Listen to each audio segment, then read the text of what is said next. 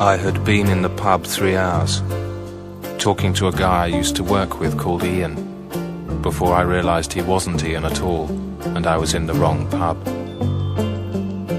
By that stage he was very cross. He poked me in the chest and asked me if I was some kind of puppy squeezer. I didn't know what he meant. He had me thrown out for it. I walked the street until I came to a doorway where I used to lean when I was married to a wife. I think I've forgotten her name now. No, I haven't. It was Rosalind. Yes, I have.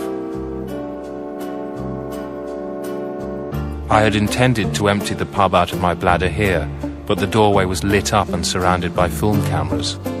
Hydraulic pistons poked out of the side of the building.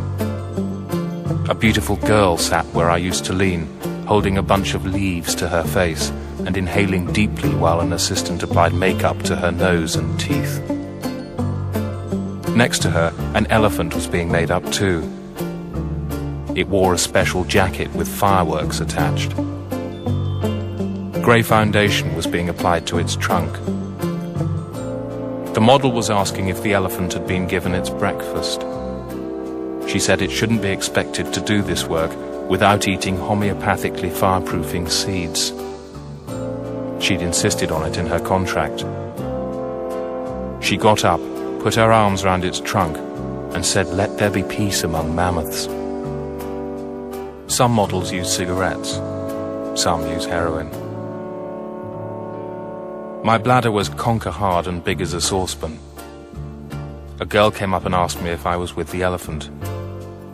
I looked at the elephant, and I looked at her and wished she was a lavatory. She handed me a script. It said, "Location shoot, the Eden Current account." Behind me, a man started bawling into his hand. It crackled with sounds of obedience. He was the director. After 10 minutes, he was ready for someone to tell his assistant to say action, and the model became immediately concerned about the cameras and asked if they were meat-free. The director slowly explained that this was a spiritualized camera in which the lenses were made of glass, not meat. I think she felt better. The cameras rolled again. The model started chewing the leaves, and smoke poured from the doorway behind her. In the script it said, "Ignite elephant." A man lit the elephant, and it walked forwards with fireworks going off on its back. As it passed the model, a squib shot off and landed in her intricate cinnamon hat. The script made no mention of this. Aromatic flames sprouted in the bark. Some of the crew wanted to stop filming.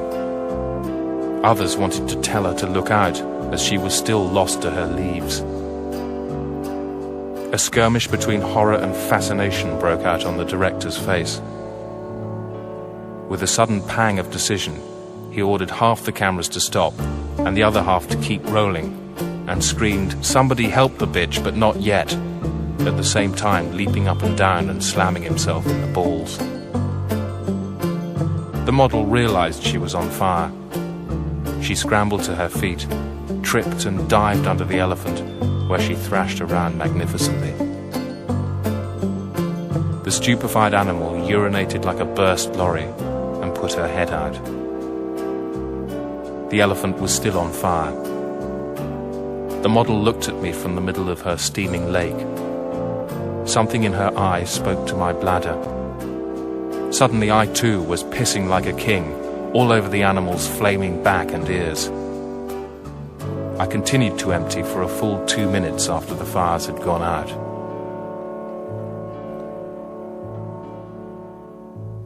As they wheeled the model to the ambulance, one of her assistants asked me over.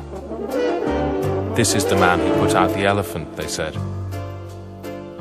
She pulled a strand of damp hair from her eyes.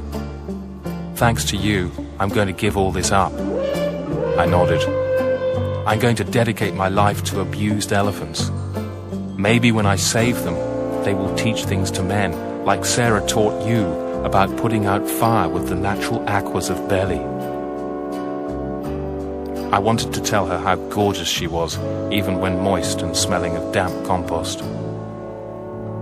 "You stink of piss and you're thick as shitty jam," I said. As I left, I found a man sitting on the ground with his head in his hands. "You're sad," I said, indicating his face. He pointed to a mass of hydraulics. I was supposed to make the building smile with my pistons. The Eden account makes buildings smile. As he scrunched disconsolately at the gravel, I stood on one of his hands.